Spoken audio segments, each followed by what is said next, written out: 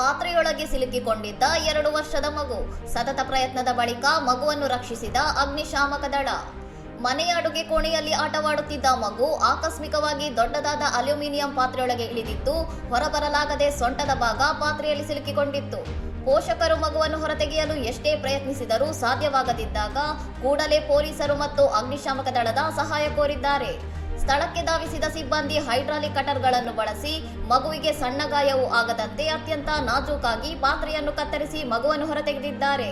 ಸಮಯೋಚಿತವಾಗಿ ಕಾರ್ಯನಿರ್ವಹಿಸಿದ ಅಧಿಕಾರಿಗಳ ಈ ಸಾಹಸದ ವಿಡಿಯೋ ಸಾಮಾಜಿಕ ಜಾಲತಾಣಗಳಲ್ಲಿ ವೈರಲ್ ಆಗಿದ್ದು ಸಾರ್ವಜನಿಕರಿಂದ ವ್ಯಾಪಕ ಪ್ರಶಂಸೆ ವ್ಯಕ್ತವಾಗುತ್ತಿದೆ.